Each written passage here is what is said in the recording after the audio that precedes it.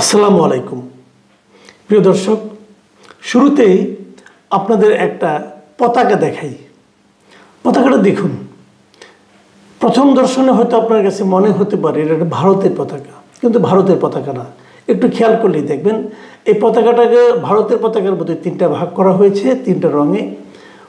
উপরে একটা গেরুয়া রং, নিচেরটাও গেরুয়া রং, মাঝে হলুদ রং, এবং হলুদ রঙের মাঝখানে ভারতের পতাকার মতো, ভারতের পতাকা যেরকম অশোক স্তম্ভ অথবা অশোক চক্রটা আছে, সেরকম একটা অশোক চক্রর মতো আছে। তার মাঝখানে আবার একটা ত্রিশূলের মতো আছে। এটা ভারতের পতাকা নয়। এটা তাহলে কোন দেশের পতাকা? এটা একটা কাল্পনিক দেশের পতাকা, অথবা একটা স্বপ্নের দেশের পতাকা। কার স্বপ্ন? কিছু অতি উর্বর মস্তিষ্কের অথবা কিছু বিকৃত মস্তিষ্কের মানুষের মাথার মধ্যে এই কাল্পনিক দেশটা অবস্থান করছে, এবং তারা দেশটার নাম দিয়েছে হিন্দু দেশ। এই জিনিসটা আসলে কোথায় পেলাম আমি, সেটা আমি আগে বলি। এই হিন্দু দেশটা তারা কল্পনা করছে এটা নাকি বাংলাদেশকে ভেঙে দুটো দেশ করা হবে। এই একটা দেশের নাম হবে বাংলাদেশ, আরেকটা দেশের নাম হবে হিন্দু দেশ। সেই হিন্দু দেশটা কোথায়? হিন্দু দেশটা হলো মোটামুটি বাংলাদেশের পশ্চিমবঙ্গের সঙ্গে লাগোয়া যে আমাদের জেলাগুলো আছে সেগুলো নিয়ে, মানে তিনটা বিভাগ মোটামুটি, রংপুর, রাজশাহী এবং খুলনা, এই তিনটা বিভাগকে তারা, বাংলাদেশের ম্যাপটা কোথায় খেয়াল করুন, আমি আপনাদের ছবি দেখাচ্ছি ওরা কীভাবে করেছে। সেই ম্যাপটাকে উত্তর এবং দক্ষিণ বরাবর একটা তারা রেখা টেনেছে। টেনে পশ্চিমাঞ্চল যেটা আছে সেটা আমাদের জন্য রয়ে গেল বাংলাদেশ, আর পূর্বাঞ্চল যেটা হলো সেটা হলো হিন্দুদের জন্য হিন্দু দেশ। এবং এটা ভারতের সঙ্গে লেগে যাবে তা কিন্তু বলেনি, এটা ভারতের পার্ট হবে তাও বলেনি, এটা নাকি একটা স্বাধীন দেশ হবে, এর নাম হবে হিন্দু দেশ। আপনারা তো বলবেন যে এই পাগলামি নিয়ে আমি কেন কথা বলছি। হ্যাঁ, এটা আসলেই পাগলামি। এটা নিয়ে আমাদের এত সময় নষ্ট করা আসলে ঠিক না, প্রয়োজনও না, হয়তো আমি করতামও না। আলোচনাটা করছি এই কারণে, ভারতের আসাম রাজ্য যেটা আছে, সেই আসাম রাজ্যের একটা টিভি চ্যানেল, তার নাম হলো অসম লাইভ 24। তাদের একটা অনুষ্ঠান আমি দেখেছি। আমি আসামের ল্যাঙ্গুয়েজ খুব ভালো বুঝি তা না, তবে বুঝি, আপনারাও বুঝবেন। আসামের ল্যাঙ্গুয়েজ শুনলে আপনি বুঝবেন। আপনারা অসম লাইভ 24 দিয়ে সার্চ দিলে এই টিভি চ্যানেলগুলো পেয়ে যাবেন। এদের ইউটিউব চ্যানেলও আছে। এখানে আমি হঠাৎ করে এটা পেলাম, ওদের একটা অনুষ্ঠান দ্য বিগ আওয়ার। সেই বিগ আওয়ার থেকে 8 মিনিট 4 সেকেন্ডের এই লেন্থের একটা ক্লিপ আমি পেয়েছি। সেখানে এই চ্যানেলের যিনি chief managing editor mister Ritusmin Sharma, তিনি এই গল্পটা বলেছেন, এবং তিনি জানিয়েছেন যে বাংলাদেশ দুভাগ হয়ে যাবে, এক খণ্ডের নাম হবে হিন্দু দেশ, আরেক খণ্ডের নাম হবে বাংলাদেশ। উনি যে কথাটা বললাম এর মধ্যে, এবং এটা উনি কোথায় পেয়েছেন এই তথ্যটা, কে বলেছে তাকে?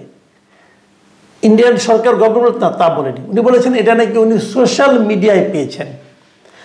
আমার কথা হলো, যে জিনিসটা ওরা সোশ্যাল মিডিয়ায় পেয়েছেন, পেতেই পারেন, সেটা নিয়ে যখন ওনারা এতটা সময় ব্যয় করেন, এবং এখানে ওনার একজন রিপোর্টারকে উনি এনগেজ করেছেন, তার কাছ থেকে ব্যাখ্যা নিয়েছেন কেন হচ্ছে বাংলাদেশে হিন্দু নির্যাতন হচ্ছে, এই কারণে হিন্দুরা একত্রিত হচ্ছে, তারা দাবি তুলেছে একটা পৃথক রাষ্ট্রের, এটসেট্রা এটসেট্রা, এই সমস্ত নানা কাহিনী উনি এখানে বর্ণনা করেছেন। তো একটা টেলিভিশন চ্যানেল যখন এরকম প্রচার করে, এবং সেটা তাদের মিডিয়াতে, সোশ্যাল মিডিয়ার যে পেজগুলো আছে সেখানে এখনও বিরাজ করে, তখন কিন্তু এই প্রশ্নটা নিয়ে, এই বিষয়টা নিয়ে আমাদের উদ্বিগ্ন হওয়ার মতো বিষয় আছে। আমরা একদম উড়িয়ে দেব, সেটা ঠিক হবে না। কারণটা হলো এটা, দেখেন ভারতীয় মিডিয়াগুলো এগুলো অনেক কিছু বলছে। রিপাবলিক মিডিয়া যেটা আছে, রিপাবলিক মিডিয়া, সেটা আমরা দেখছি, ওখানে পাগলের প্রলাপের মতো একজন লোক নেচে নেচে কী যেন বলে, সেটা তো আপনারা অনেকে দেখেছেন। কিন্তু এভাবে আমাদের দেশের যে সার্বভৌমত্ব, তার উপর হস্তক্ষেপ, সেটাকে আবার তারা দেখাচ্ছে, এটাকে আপনারা কী মনে করেন? আমি এটা দেখে আসলে একটা আতঙ্ক বোধ করেছি, এই জন্যই আপনাদের সঙ্গে শেয়ার করলাম। এই চ্যানেলের কিন্তু, এই মিডিয়ার কিন্তু আরও অনেকগুলো ভিডিও আমি এরকম পেয়েছি, যেগুলো নিয়ে আপনারা হয়তো ভাববেন যে এগুলো নিয়ে আমি কখনো করি না, আমি আগেই পেয়েছি, করিনি। যেমন একটা আছে আপনার, যেমন এই যে একদিন আগে দেখলাম যে বাংলাদেশে যে হিন্দু ধর্মগুরু যে চিন্ময় কৃষ্ণকে গ্রেপ্তার করা হয়েছে, এটার নাকি কঠিন সমালোচনা করছে ট্রাম্প, এবং উনি নাকি ধিক্কার জানিয়েছেন বাংলাদেশকে, বাংলাদেশের সরকারকে। এবং ওইটা বলতে যে তারা বলছে বাংলাদেশে হিন্দুরা এখন মোটেই নিরাপদ না, কারণ কিছুদিন পূর্বে বাংলাদেশের সন্ত্রাসবাদী জসিমউদ্দিন রহমানকে নাকি বাংলাদেশকে মুক্তি দেওয়া হয়েছিল, এই জন্য বাংলাদেশের অবস্থা হিন্দুদের খুবই খারাপ, এই জন্য ট্রাম্প ভয়ানক রাগান্বিত। আবার আরেকটা ভিডিও আছে, সেই ভিডিওটা আপনার দেখাচ্ছি, আপনারা দেখলে বুঝবেন, ওটা ওদের ল্যাঙ্গুয়েজে, আপনি পড়ার চেষ্টা করলে বুঝবেন।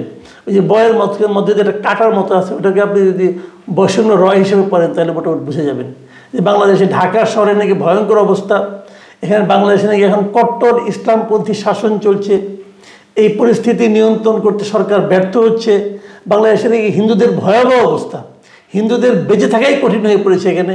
আর সবচেয়ে হাস্যকর যে কথাটা বলা হয়েছে যে ঢাকা শহর ভরে গেছে হিন্দুর মৃতদেহে। কোথায় কেউ দেখেছেন আপনারা?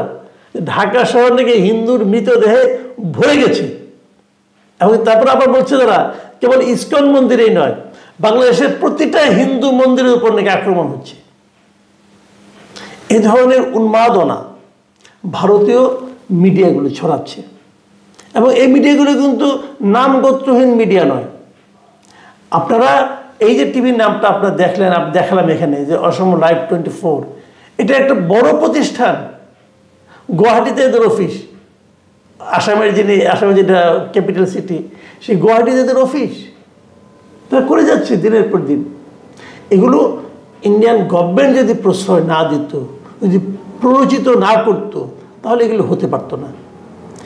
ইন্ডিয়ান গভর্নমেন্ট ইন্ডিয়ায় বসে থেকে আমাদের এখানে অনেক রকম অসাম্য, অনেক রকম সংখ্যালঘুর উপর নির্যাতন এগুলো দেখে, কিন্তু নিজের দেশে তারা যে বাংলাদেশের বিরুদ্ধে এই ধরনের একটা প্রচারণা চালাচ্ছে, বাংলাদেশের সার্বভৌমত্বের উপর হস্তক্ষেপ করতেছে, বাংলাদেশকে দুভাগে ভাগ করে ফেলতেছে, ঢাকা শহর মৃতদেহ ভরে গেছে বলে প্রচার করছে, তারা তো আসাম তো আমাদের সীমান্ত সংলগ্ন, তারা তো আমাদের প্রতিবেশী।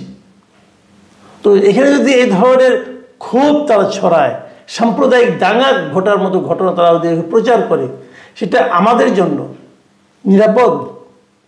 আমরা কি এটা দেখে চুপ করে থাকবো? তো আমরা কি করব? আমরা কি প্রতিবাদ করব না? প্রতিবাদগুলো করা উচিত।